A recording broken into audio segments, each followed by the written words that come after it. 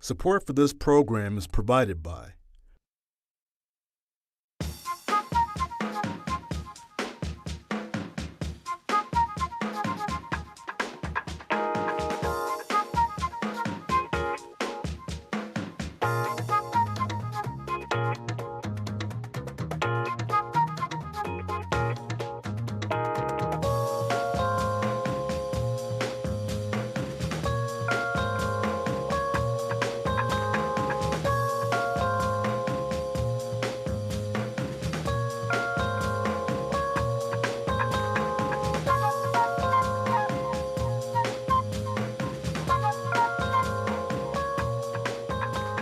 Afternoon, everyone. I'm Stephen Henderson, and welcome to our American Black Journal and BridgeDetroit Town Hall on reparations for African Americans. Thanks for taking a break in the middle of your afternoon to join us for this really important conversation.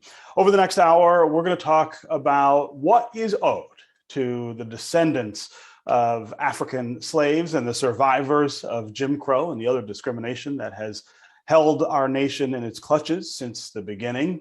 How should the United States compensate African Americans? And if we do engage in some experiment with reparations, American reparations, will that help close the wealth gap, for instance, between whites and blacks? We're also going to talk about this new Detroit task force that is going to explore reparations to address past discrimination right here in our own city.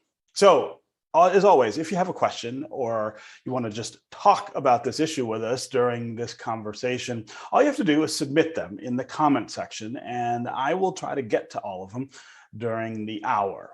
We want to get started with a look at what Detroiters themselves think about reparations. American Black Journal producer AJ Walker got a random sampling of opinions out on our streets. Take a look.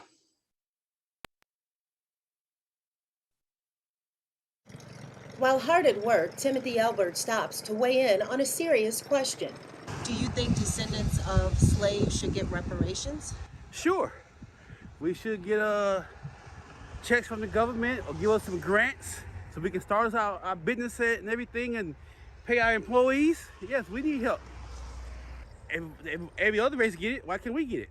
We caught up with Marcus Smith, who agrees. I do believe descendants of slaves should get reparations. Actually, my grandmother was a sharecropper and her father was a slave in Selma, Alabama. So I believe that they should, because my grandmother is still alive and the impacts that she had to go through are still taught and remembered by her. I do feel like reparations should come in a monetary form. Holocaust survivors have been given billions of dollars from the German government for the horror committed against Jewish people.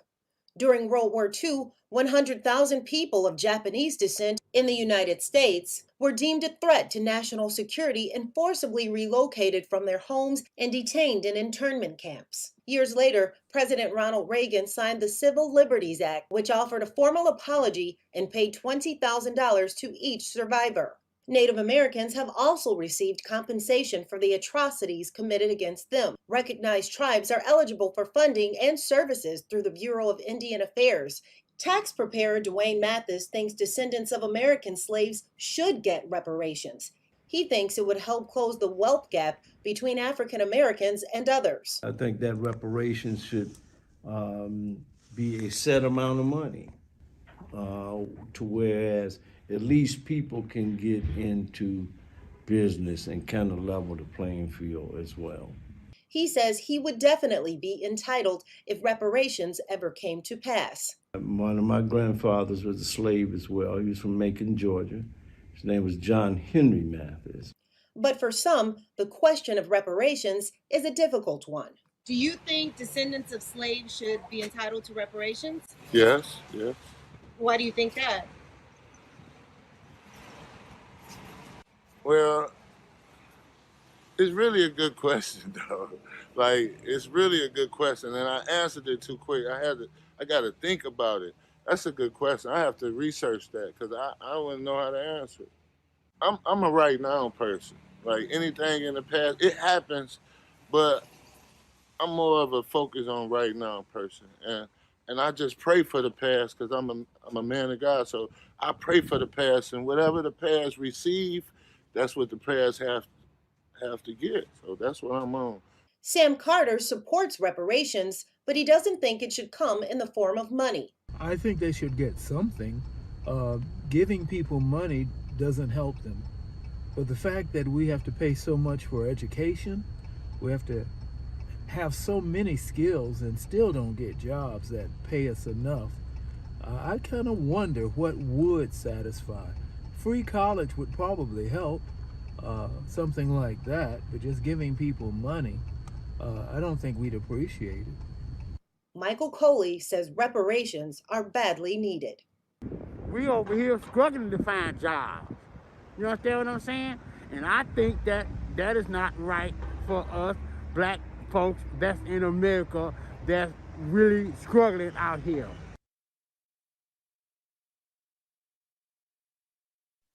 Okay, so as you can see from AJ Walker's piece, this is a pretty complicated issue, and there are a lot of different opinions about whether this is a good idea, or even more importantly, how you would implement something like this if we decided to do it. How would you make it make a difference for African Americans? There's also real questions about what are you creating reparations for? Is it slavery, or is it also the centuries now of discrimination, de jure and de facto, that have gone on since slavery? Should there be reparations, for instance, for Jim Crow? Should there be reparations for the violent pushbacks against the civil rights movement and the struggles that have happened since then? We want to get to all of those questions this hour.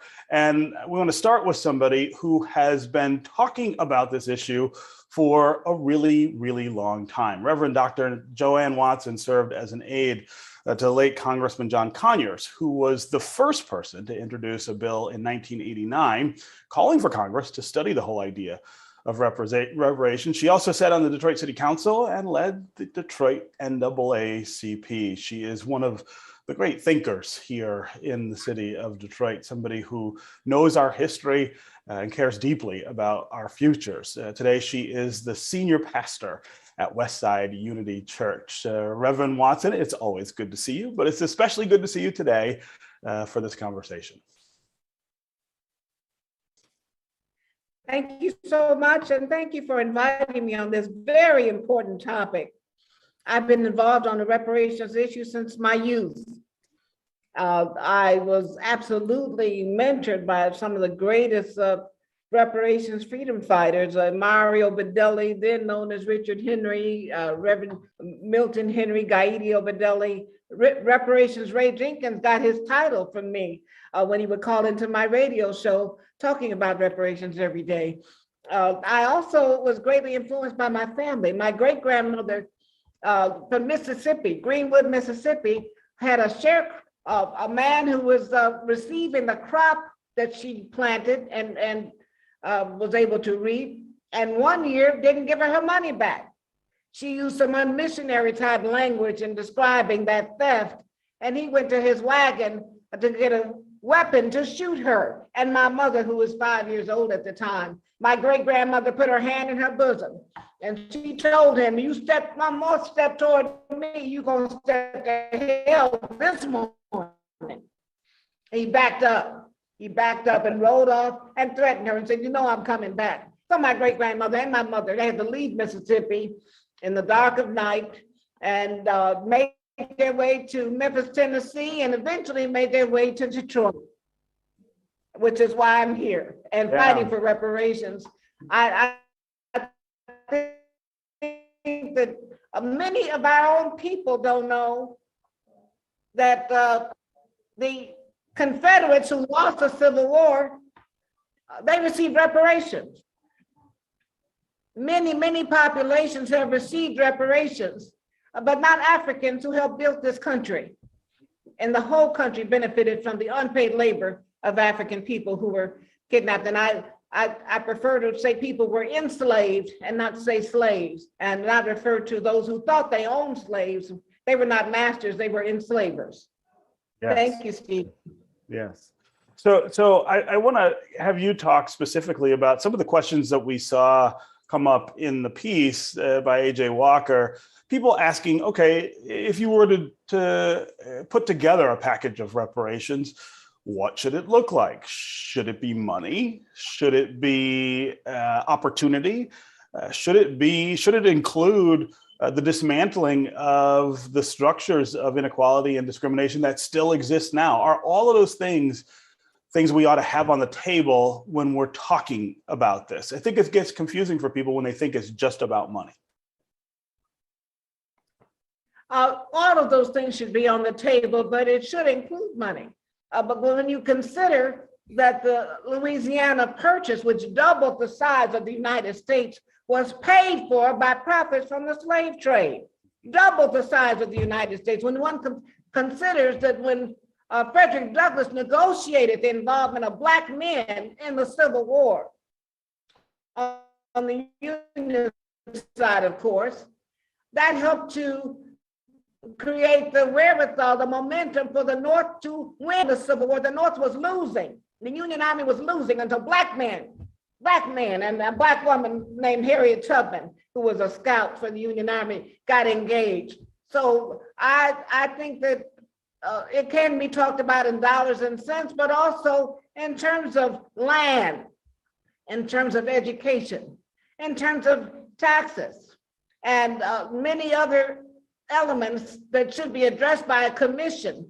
There is HR 40 has finally been approved by the Congress of these United States. I believe the President of the United States should write an executive order to bring HR 40 home, which was introduced by a Detroiter named Congressman John Conyers. So you have been working on this a long time, as I said, and I wonder if you can talk about how it feels for you. How does it feel for you? You know, when you first started talking about this back in the 80s, I mean, I think people were astonished by the very idea and people were offended. Today, we're having an actual conversation about this. And I think it's not unreasonable to say that we'll come to some solution here, maybe in our lifetimes. Is that a surprise to you?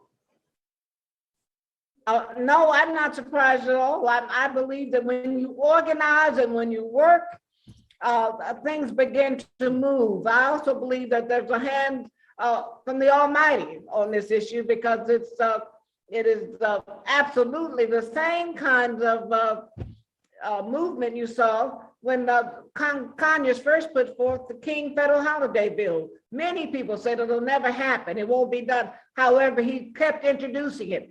The same thing has happened with HR 40. It has been introduced every year since 1989. And Congressman Conyers introduced it at the behest of Reparations Ray Jenkins, who said Japanese Americans just got $20,000 and a letter of apology from the United States. Why haven't African Americans been acknowledged and been put on the table for reparations? So I believe it's going to happen. I see it. I believe it's going to happen in our lifetime, Stephen. So I wonder if you can also talk about what you think the remaining challenges are. We've gotten this far. People, I think, are much more open to the idea of at least discussing this. How do we pull it across the finish line and get to the point where African Americans are being given what we're owed? America will never be fully healed from this original sin of enslavement and until reparations that is rightfully due is afforded to the Africans who helped build this country. It's not a handout, it's a debt owed. It's not a handout, it's a debt owed. And that has been recognized as a recognized legal principle that has been applied to every other group of people that has been wronged, except of African descent. And it's time for those persons who've been on the fence and saying they don't know to look at the precedents that has already been laid. There's historical precedents for reparations. There's a legal precedence for reparations. There's a moral precedence for reparations. And it's a debt way overdue. The time is now. It's not a handout, it's a debt owed. Hey, Reverend JoAnn Watson, it's always great to talk with you, but again, especially talking to you about this subject, which I know has been a central part of your work for much of your career. Thank you so much for joining us. Thank you. Thank you.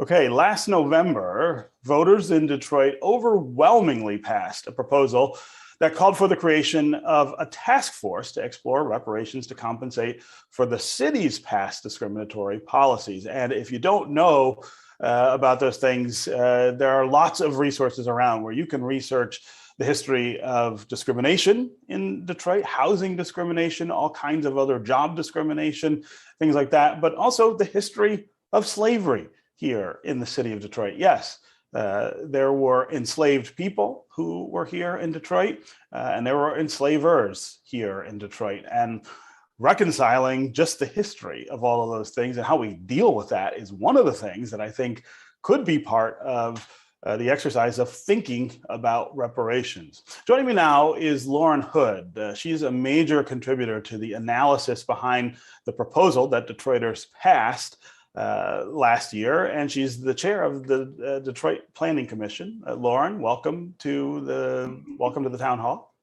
Thank you. Hi, Stephen. Also here with us is Keith Williams. He is chair of the Michigan Democratic Party's Black Caucus. Keith, welcome. How you doing, my friend? Yes, it's good to see you both. Okay, so Lauren, I'm going to start with you. Let's talk about what Detroiters approved last year and what the status is of this task force. What will we see in the coming months? Well, Stephen, it's a challenge. It always is. So I'll talk a little bit about this group of us that meets. So there's myself, Cousin Keith over here, Council President Sheffield and her people.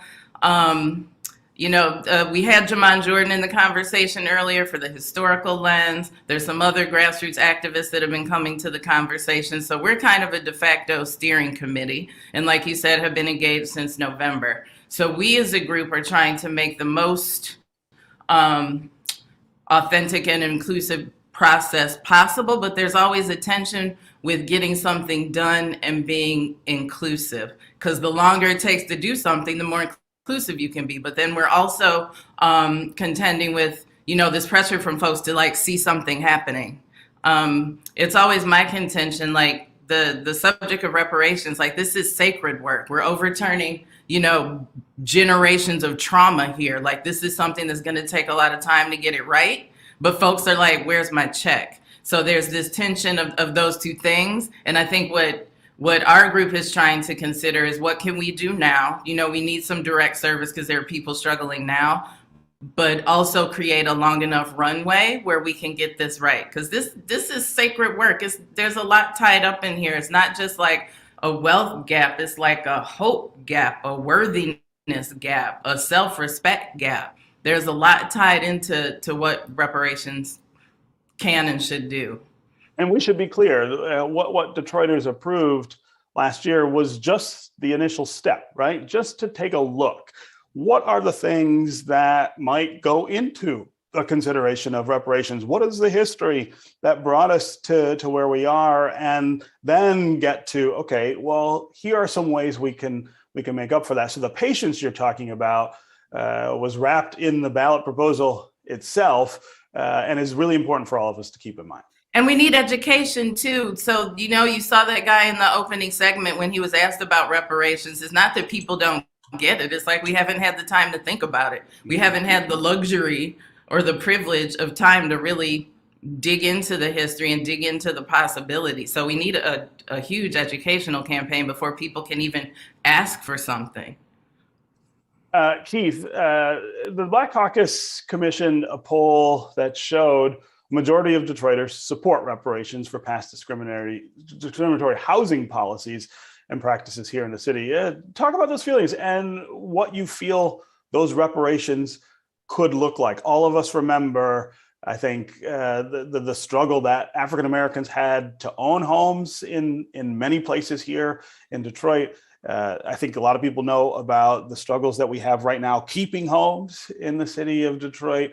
Tell us about what Detroiters think about what we should do about all that. When we got involved in this, I got involved because of Robin Ruth Simmons. I was looking at Channel 7 one night, and she was on, and she was talking about this little town in Evansville, Illinois. I was so impressed after the show my wife was saying, I said, I'm getting ready to call this young lady. So I inboxed her and she called me back. And so I was inspired by, she took a little city of 75,000 folks, 80% African-American, and created this new economic engine. And so I said, if she can do it here, then why can't we do it in Detroit? And then, so I got involved. Then to delve off into this, you got to know the history of Detroit. Like you said in your opening, from slavery, then 1900, there was 6,000 Blacks. Then you go to 1931. That's when the influx of Blacks came from the South and then to come to work for Ford Motor Company. Then they had to have a place to stay, and they moved us over there, Black Bottom and things like that. And so I got to seeing, so I got to think about how much wealth was stolen from us, okay? And so if you look at it, then Black Bottom, and then this 375 movement, then 1941 on Burwood Street, how they used federal dollars under the auspices of urban development, as well as they did Black Bottom. We didn't have a place to stay. And they did it with ordinances, restrictive covenants, and using the words slums, so they can use it as urban development money. And then I got more deep into it. Then I realized up until 1971, Black folks could not live in Rosedale Park because of restrictive covenants. And so I look at it like this. I don't look at it as a cash handout. I look at it as a redevelopment of the city, and African Americans leading the charge on it, such as housing. Housing is where all the wealth was lost. And so, like Lauren said, this is sacred stuff. I cried when I got involved in this. And when we did that poll, I knew when we did that ballot in this, this is the first of this kind in the country. I just came from December 12th. I was at a reparations convention sponsored by Robert Ruth Simmons in Evansville, Illinois. It was 40 cities. Detroit is the true chocolate city. San Francisco, LA, they got Black folks, but nothing like Detroit. And so I said, if Detroit can be the lead dog in this initiative, if we just come together, like Lauren said, we're going through some family issues right now, and we're gonna get through it. When you get us all together as a family, but it's all about love. But now our language says the city council got to set the task force up to make recommendations on economic development and housing. Yeah. So Lauren, we've got a question from Kelly on Facebook, and I want to put it to you.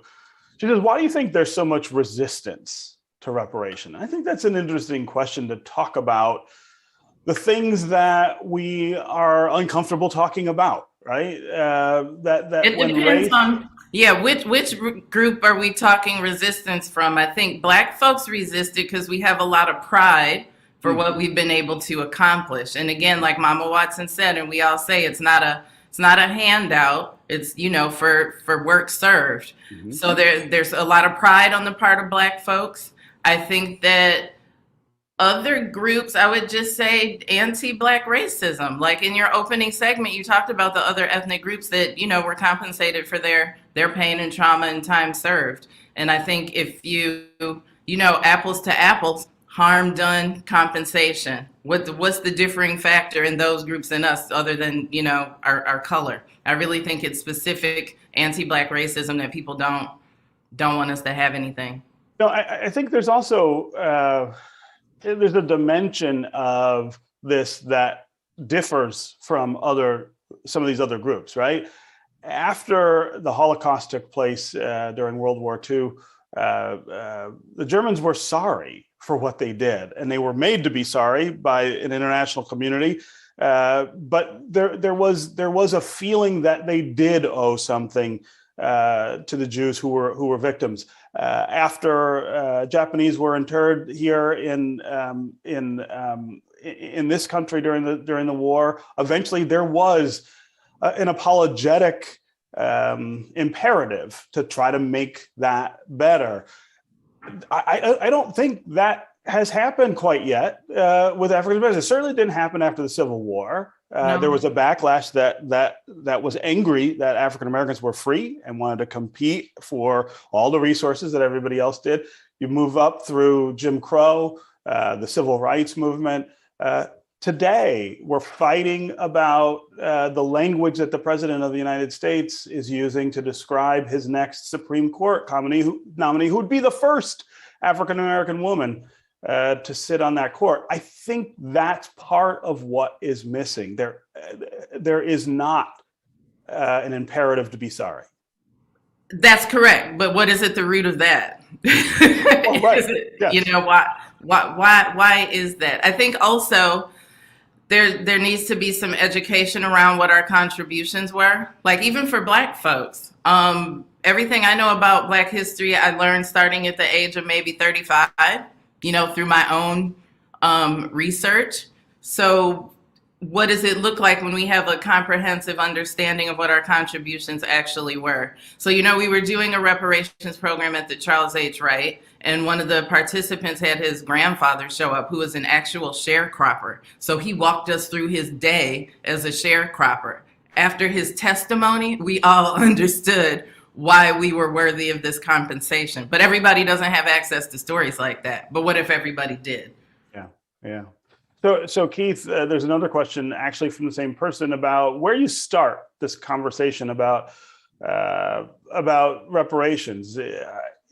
Who is owed what? And you were talking just a minute ago about how recent a lot of the discrimination was. That this is not talking about ancient history. This is not talking about slavery and its after effects in isolation. It's talking about how slavery led to so many other things that even today hold African Americans back from participating fully in American society. And housing, of course, is the place where I think it's easiest for people to start understanding that housing still is deeply imbalanced in this country.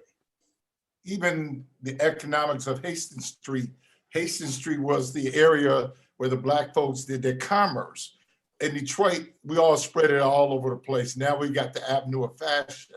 I just think that the money should go into housing so people can lay their head and build some wealth. And then we need an economic engine, you know, with all this new creativity out here, these kids are entrepreneurs, they should be able to go out there and produce a product and sell their product and make money off of it.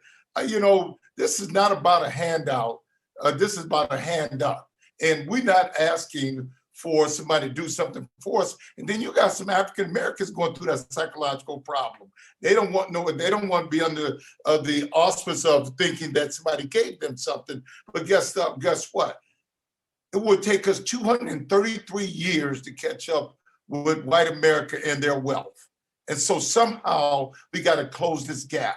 And why not in Detroit? Why not in Washington, D.C., where we know, I grew up in Detroit. I was born and raised in Black Bottom. I was born in Women's Hospital. The street, East 4th Street is still there. It's old King's football field where we live. And so I came from that. We moved from there to Northwest Detroit in 1957. So I get it. But, you know, currently we got this tax problem on the $600,000 of the assessment part of it. And we need to do something about that. So it's like a smorgasbord of things, but I think housing and economic development should drive this agenda. And if there's some, and I'm kind of leery about getting somebody cash, you know, because I remember some years ago when General Motors gave all them guys those TRW checks, they went out and bought cars and things like that instead of investing that money in stocks and bonds and things like that.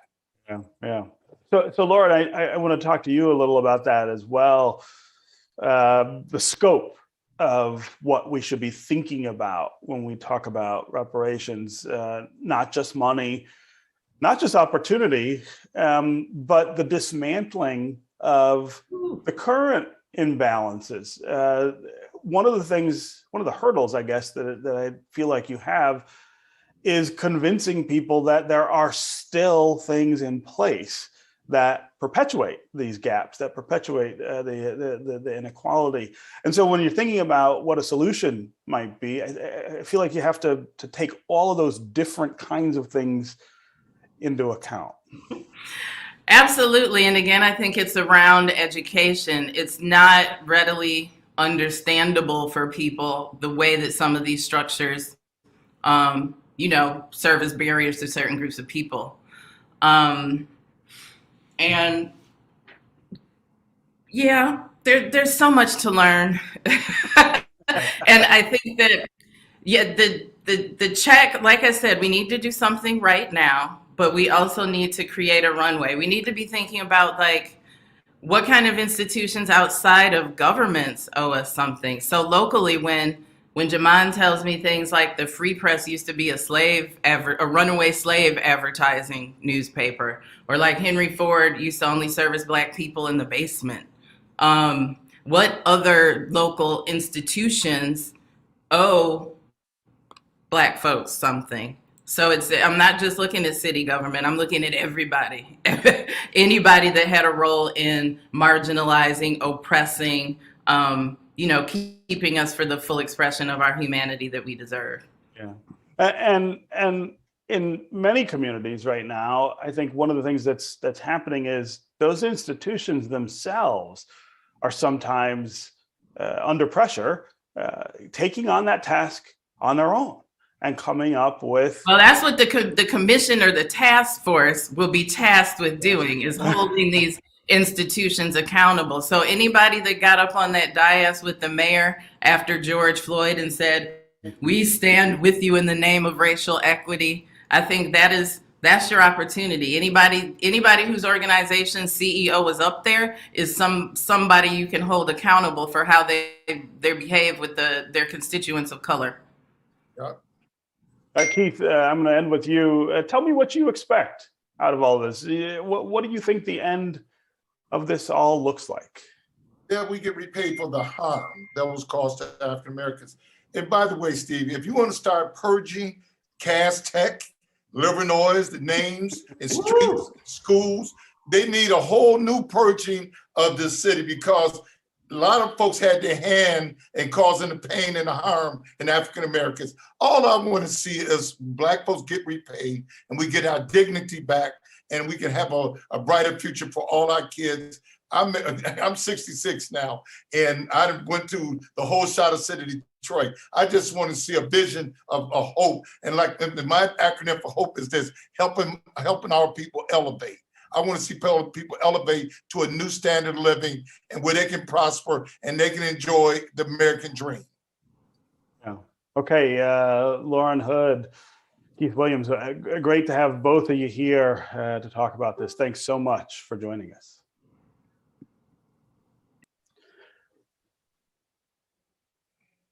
So supporters of reparations argue that centuries of slavery left Blacks economically disadvantaged. And of course, we've been talking about the things that have happened since slavery ended that have continued that inequality, or in some cases, made it worse. My next guest has done extensive research on why African Americans need reparations to make things more equal. Please welcome Andre Perry. He is a senior fellow at the Brookings Institution. Andre, great to see you. Hey, great to see you. Pleasure to be here. Thanks for being here with us. So based on your research and of course on your opinion, tell us, why do African Americans need reparations? And if we don't do that, what is the likelihood that we solve the inequality that we all live with? Well, our inability to pay the unpaid debt is still with us. That the racial wealth divide, where we see white families median wealth 8 times that of Black families, is a direct result of the systemic exclusion of assets or of subsidies that we are owed. And this continues to this day. In addition, the sort of framework, if you will, of denying African Americans public subsidies that other populations enjoy was taken up in different ways in more contemporary contexts. So you have housing discrimination, you have criminal justice bias, you have business discrimination. All of these follow a certain path of that Black people were denied what they are due. And so there's a real cost that Black people still have to pay, a real penalty. You know, my research shows that homes in Black neighborhoods compared to areas where there are few Black people in them are underpriced by 23%, about $48,000 per home. Cumulatively, that's about $156 billion in lost equity in Black neighborhoods. And this is particularly true in Detroit, where so many Black people used to own homes, but could not hold on to them because of the housing crisis. And let me just bring this back to wealth. When you have less wealth, it's harder to withstand the economic shocks that inevitably occur. Those who had wealth could survive the housing crisis better. Those who had wealth could survive the pandemic, can withstand environmental hurdles. And so that lack of wealth really predicts for lower outcomes in every other area. So, you know, this is an issue that has not gone away. People say, oh, I didn't own any slaves. Well, the impact of slavery, the impact of Jim Crow racism, the impact of housing discrimination is still with us. And by the way, we're not asking individuals to pay reparations. We're asking the federal government, state governments, local municipalities to pay, and also institutions, because we can't let them off the hook. So colleges and universities, churches. So I'm encouraged by what's happening all across the country with these local efforts, but hopefully they will move up to the national level. Yeah. So I want to talk about the practical end of this with you as well, the form of reparations. So you just threw out a number, $156 billion, that gap between what white families in America have been able to earn through property ownership and what African Americans have been able to do. That's a huge number, but we throw huge numbers all of the time out with federal spending. But what is the way to make up that gap? Is it through some sort of payment, or is there a more creative spectrum of things that we ought to be thinking about to make that number go away? Well, remember, reparations is mostly about the claims people can have around systemic oppression. So there are different types of claims made. So when you're talking about slavery and unpaid labor, you're talking about a check. When you're talking about housing discrimination, you're talking about down payment assistance and the like. And you know, so it really depends on the claim. You know, my colleague Rashawn Ray and I put out a report not that long ago where we outline a series of steps, including cash payments, but also including scholarships to make college free.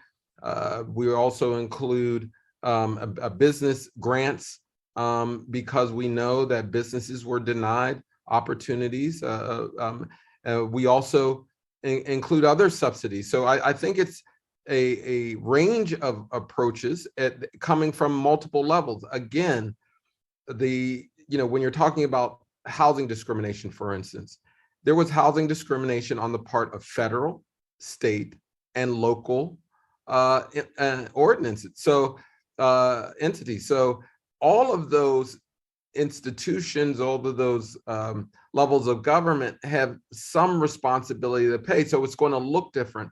And that 156 billion, it was only in the case of housing devaluation. And I just want to put this in perspective. In just that one area, 156 billion would have financed more than 4 million Black-owned businesses based upon the average amount Black people use to start their firms. It would have paid for 8 million four-year degrees based upon the average amount of a four-year public education. It would have replaced the pipes in Flint, Michigan 3,000 times over, covered nearly all of Hurricane Katrina damage, and it's doubled the annual economic burden of the opioid crisis. This is a big number. So when you're talking about reparations, which falls in anywhere in the area of $3 to $17 trillion based upon the model you use, you could see a dramatic shift in how Black people live. And again, I just want to emphasize this. And I say this like it keeps my teeth white, that there's nothing wrong with Black people that ending racism can't solve. That when people talk about what's wrong with Black communities, they blame Black people. Thich Nhat Hanh, the Vietnamese philosopher who recently died, once said that if you are growing a head of lettuce and it's not growing, you don't blame the lettuce. You look to see if it's getting sunlight. You look to see if the soil's enriched, if it's getting rainwater. You don't blame the lettuce. But when it comes to Black communities, we're constantly blaming the lettuce and not looking at the policies that still inflict harm and penalty on us. So for me, reparations is about healing, is a moral debt, as was mentioned, it's a fiscal one. And just one more point, that this idea that we can't handle a check is ridiculous. You know, just this past pandemic, you actually saw two things happen. When millennials had their student loans frozen, guess what happened? We saw a small bump in home ownership. And the relief packages for had actually caused an uptick in Black businesses, particularly micro businesses. And so Black people used their stimulus checks to start new businesses. Why wouldn't they start more businesses with more money? I mean, the evidence is pretty clear that when given an opportunity, we take it. So yes, and I want to be clear, spending on different things actually helps the economy, one. Right. Two, when you're talking about wayward spending, you know, let's be clear, we complain about Jordans and rims while other people are buying inline skates and, you know, and fancy watches. I don't want to make those kind of choices about copious consumption when in fact we have less ability to consume in that way. And so let's stop blaming Black people, and let's get to the business of what we are owed. This is and this is not like I mean, although slavery was some time ago, housing discrimination is still with us. Yes. Criminal justice discrimination is still with us. You know, and just recently, 9/11 victims received reparations. And throughout history, we know how to provide reparations.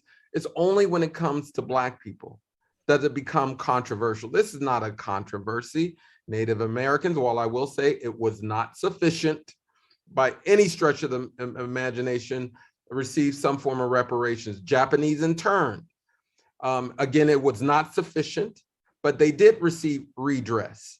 9/11 victims, Jews, obviously in an international context. But when it comes to Black people, we freak out. It's like, oh no, we can't have reparations. My parents didn't own any slaves. I'm like, okay. So we just got to move forward and make sure HR 40 moves forward. Yeah. So I want to read a couple comments that we've gotten and remind people that if you've got comments or questions, just put them in the comments on Facebook and we'll try to include them in our conversation here. Ed says a national conversation is needed. A Black family conversation needs to be had as well. Let's create the consensus needed to be able to demand instead of requesting. A comment from Bear on Facebook, the $156 billion, that number is too low. Those are great comments. So Andre, I want to talk just a little about, I want to pick up where you just left off. The difference, the distinction between the way people react to this idea and the way that the world has reacted, you know, in many other instances to classes of people who have been wronged.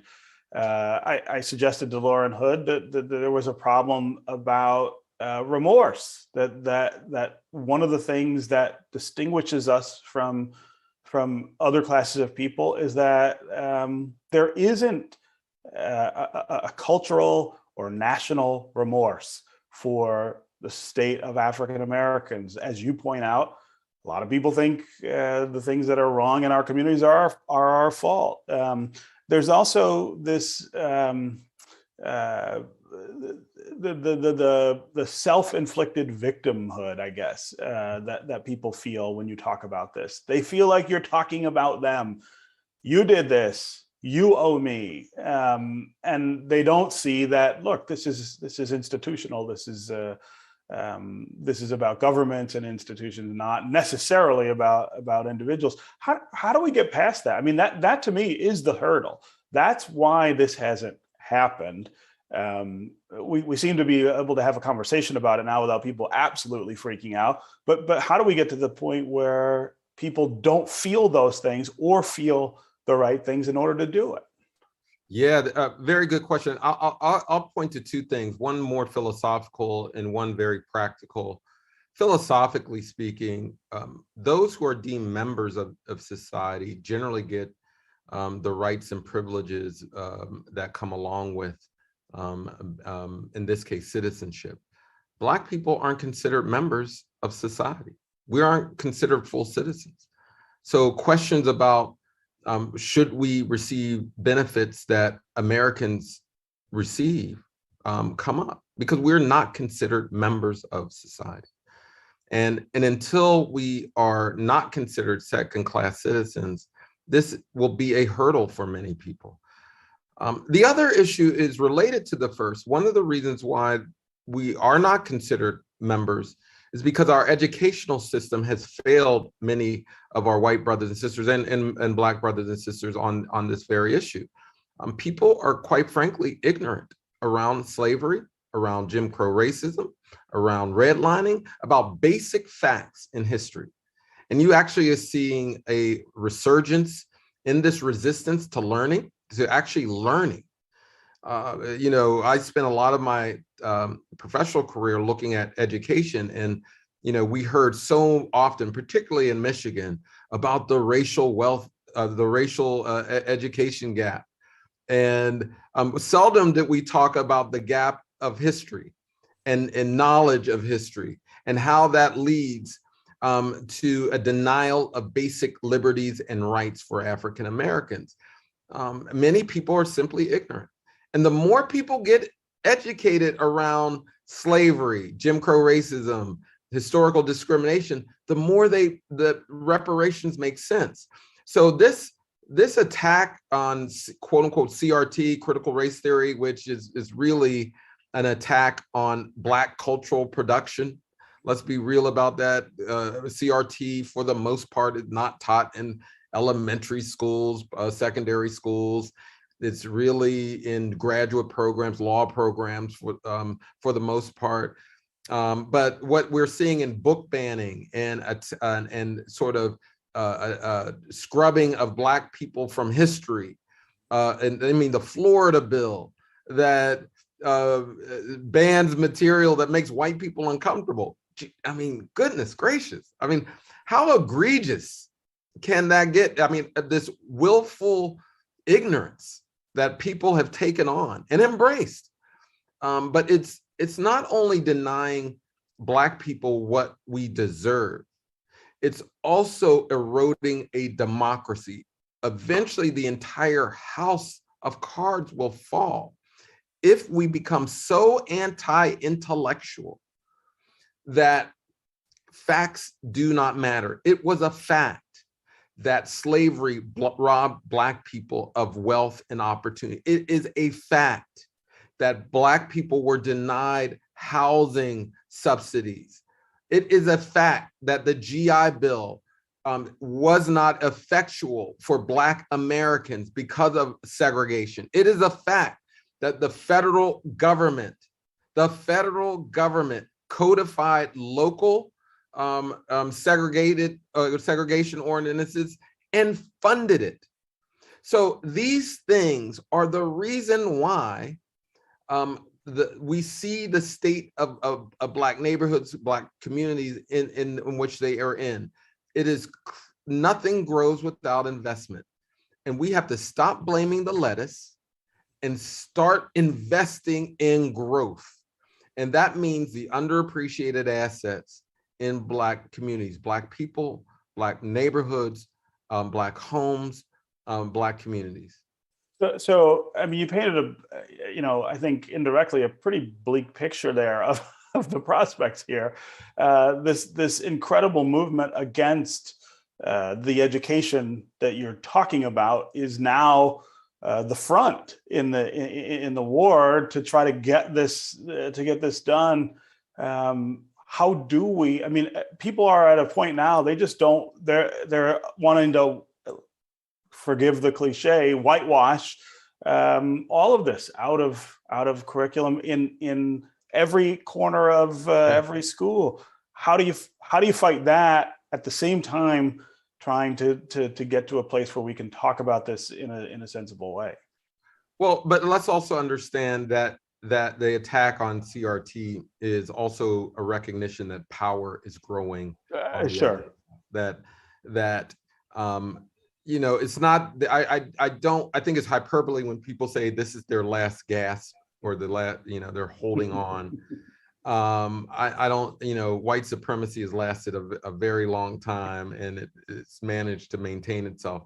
But there is a recognition that there's a power shift.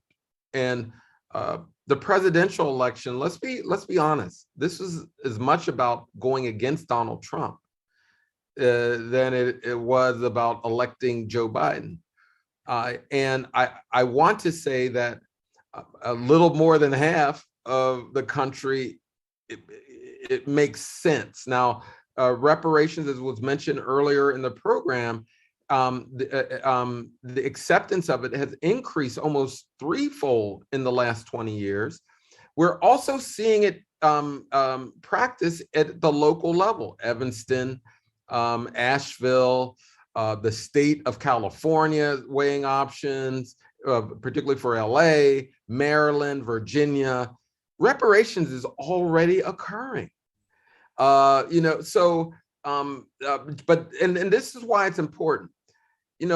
Many of the discriminatory housing policies, for instance, didn't come from Washington, D.C. They came from local ordinances all across the country, and they moved up to DC. I really believe, and this is an argument, this is a debate in reparations circles. Are these local efforts good or bad?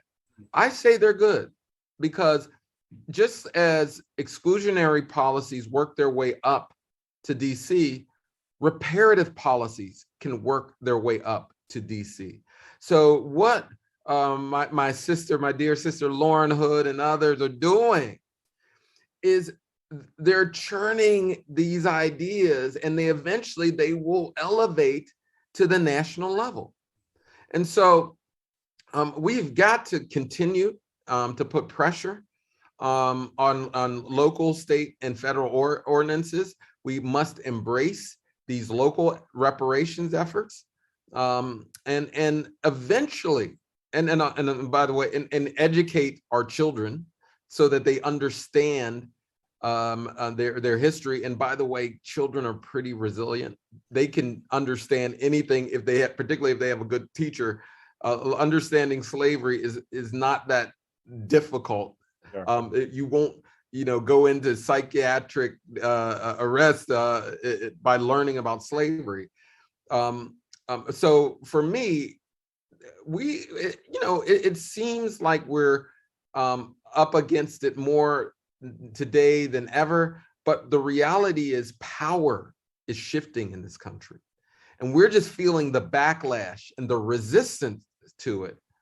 But we just got to keep pressing, and our day will come. Hey, Andre Perry, always great to talk with you. Thanks so much for joining us today. Hey, thanks for having me. Yeah. Okay, I want to welcome our previous panel back to wrap things up. Reverend JoAnn Watson, Lauren Hood, and Keith Williams to join Andre Perry. So, Lauren, we only have about 5 minutes left. I want to have you talk just a little more about how people who live here in the city and have maybe heard something about this, but don't know everything about it, how can they get involved? Is this something that they can take part in? And, how can they learn more about what is going on? Well, the work is in very early stages. There is a first public meeting on February 24th in the evening, 100% virtual, where the discussion will be around the composition of the task force, the criteria. We're going to talk about term limits. Again, trying to be as inclusive as possible. We didn't even want to get in front of people with outlining what the task force would look like. So this is a first conversation to hear input from folks, like what it should look like and what should be the selection criteria. So that is the first phase. I would say follow Council President Sheffield's page, sign up for the newsletter alerts, and you will be notified. But this is just the beginning of a long series of conversations with citizens in the city of Detroit. This isn't the only opportunity to get engaged, it's just the first. Yeah.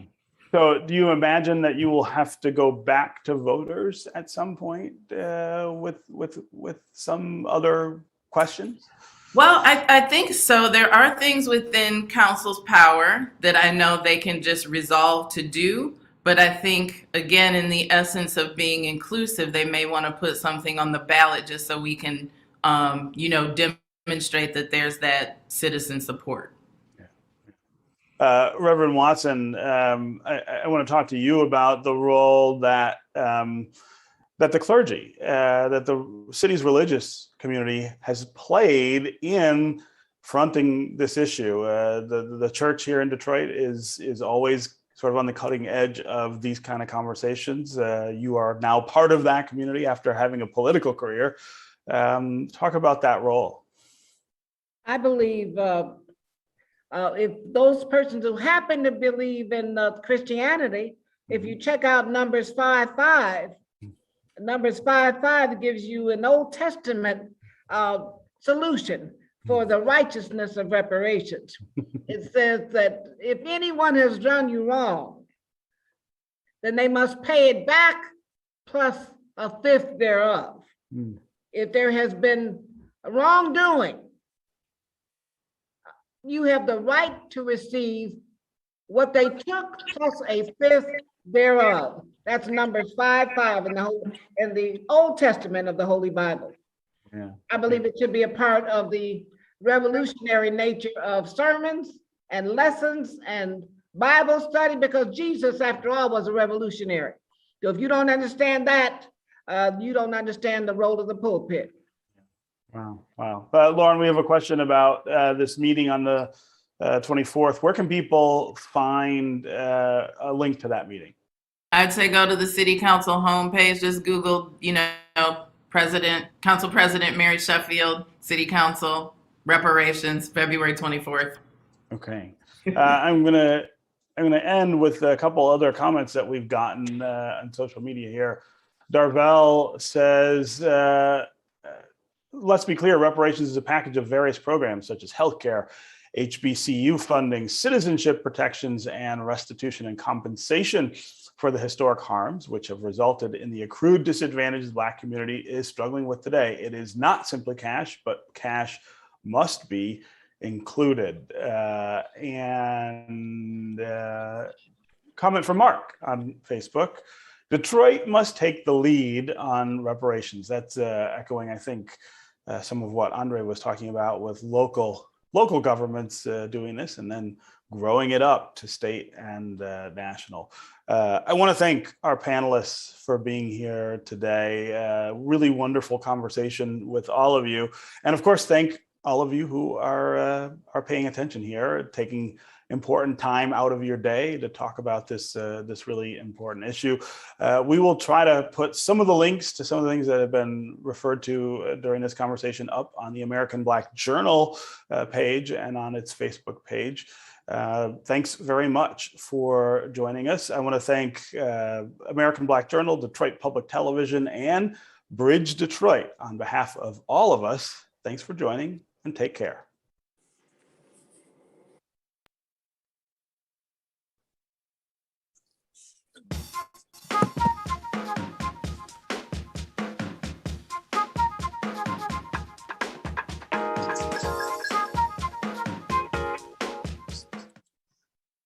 Support for this program is provided by